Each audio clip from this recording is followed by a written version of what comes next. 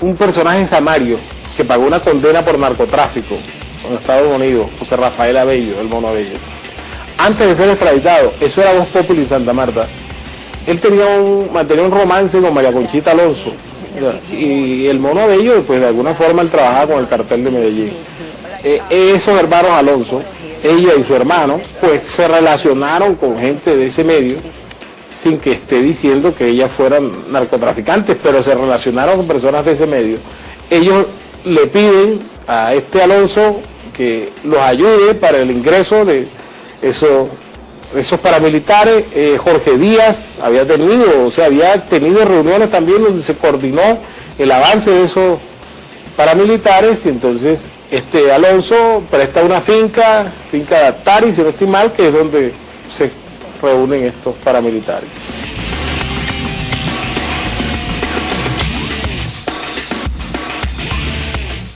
Que el gobierno de Colombia participó en el plan para asesinarme, enviando para acá los paramilitares, aquellos que capturamos.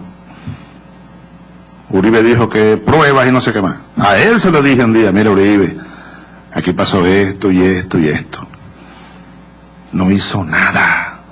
Y yo sí le di a Uribe elementos, porque incluso le dije: creo que tú no sabías nada, no puedo ni imaginármelo que tú estés en esto, Uribe. No quiero, pero no puedo, no me sale a mí.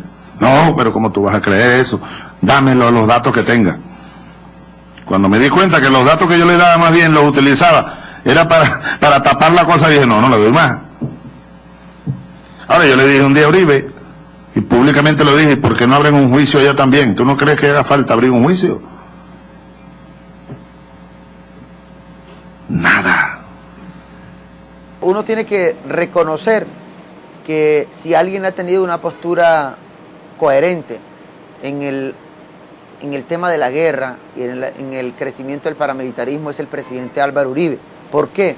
Porque justamente se legalizan a partir de las convivir, y justamente ese es el máximo exponente de esa estructura de Estado que se denomina paramilitarismo.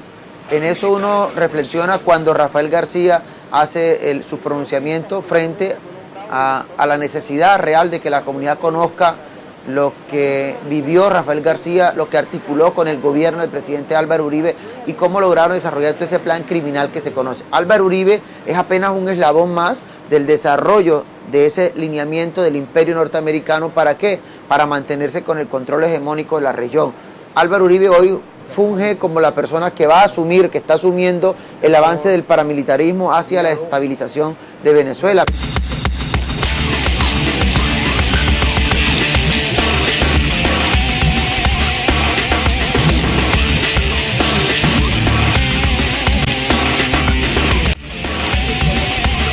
La relación entre la oposición venezolana y el paramilitarismo y los organismos de inteligencia del gobierno de Colombia no se detiene, sigue adelante y tiene, por estos días, una suma de hechos que revelan que el plan de desestabilización está vigente.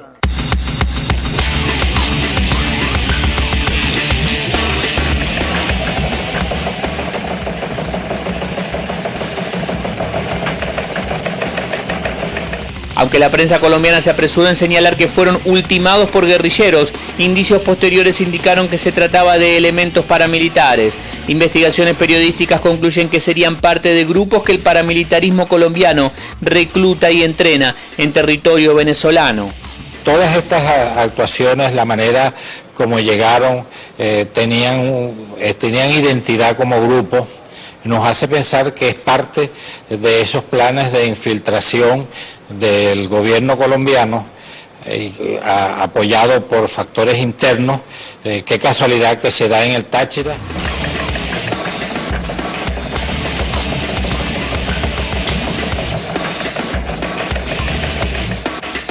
Fueron sorprendidos por la Guardia Nacional Bolivariana cuando repartían volantes para amedrentar a la población local. Uno de los detenidos es Jorge Bolaño, alias El Enano, de la banda de los Rastrojos. Considerados elementos emergentes del paramilitarismo, se dedican abiertamente al tráfico de drogas y en territorio colombiano son responsables del asesinato de campesinos y dirigentes sociales.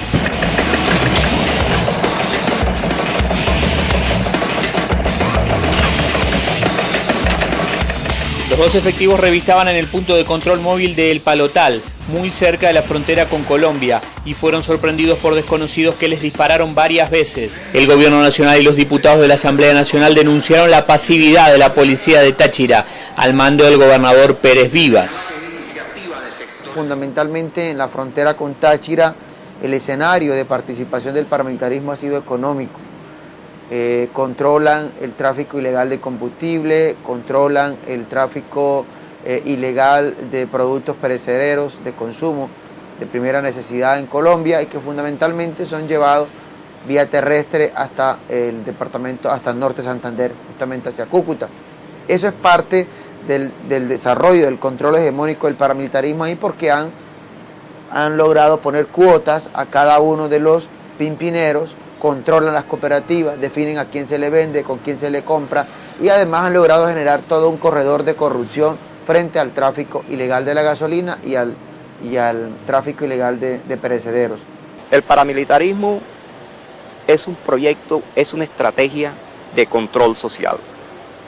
El paramilitarismo es un escenario dentro de la guerra que nosotros hemos padecido. El paramilitarismo no se puede entender sin entender la historia misma de cómo surge la violencia en Colombia. El paramilitarismo no ha desaparecido ni va a desaparecer. ¿Por qué? Porque es un escenario que le ha dado buenos resultados al establecimiento, o sea, y a quienes los agencian o a quienes lo controlan. O sea, el paramilitarismo es una fórmula de control social de la población, que algunas veces actúa descaradamente, abiertamente, propiciando masacres, propiciando muertes selectivas y otras veces actúa dentro de los barrios marginales en la ciudad. El paramilitarismo es un instrumento de control social, de intimidación. Porque, bueno, en colombianas y colombianos en Venezuela aseguran que la presencia del paramilitarismo no se limita a la frontera y que por el contrario sus acciones ya se extienden a la capital, Caracas. En Caracas el paramilitarismo actúa en ambas corrientes. Uno conoce de escenarios de participación política que ya se han citado y de participación económica que tienen que ver justamente con el sicariato, con el robo de vehículos que finalmente son trasladados hacia la frontera.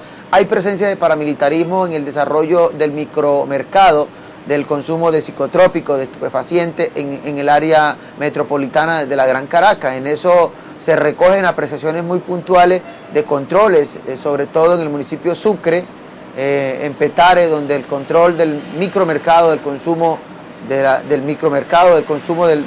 los psicotrópicos está en manos del paramilitarismo colombiano. Piden que se ponga bajo observación a empresas como Expreso Brasilia, que transporta pasajeros entre Barranquilla y Caracas, y Copetran, que también transporta cargas y giros. El paramilitarismo no son bandas de asesinos locos que empezaron a matar por matar. De pronto quienes actúan directamente, el paramilitar simple, de pronto de tanto asesinar es un loco, pero quienes están detrás no son unos locos, es una estrategia, tiene unos propósitos claros. O sea, no puede uno imaginar que un proyecto político como el que está agenciando el Estado colombiano, que todo el mundo lo conoce, que se acerca mucho al fascismo, vaya a tener un proyecto totalmente contrapuesto como el que tiene en Venezuela. Entonces, eso es de simple lógica.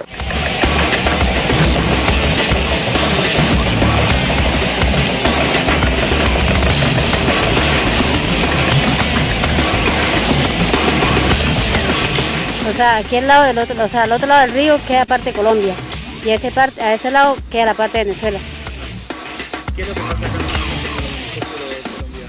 Cuando están sobrevolando en la parte de Colombia, ellos se cruzan a la parte de Venezuela. Estos helicópteros del Ejército de Colombia transportaban al jefe de la 30ª Brigada del Ejército Colombiano, al jefe de la Policía Nacional en Cúcuta y al gobernador del norte de Santander, a un encuentro con campesinos de la zona quienes levantaron un refugio humanitario para sobrevivir en una frontera casi olvidada y reclamar la atención de las autoridades. Tras algo más de 2 horas de reunión, la comitiva volvió a la zona de aterrizaje. Pocos minutos después,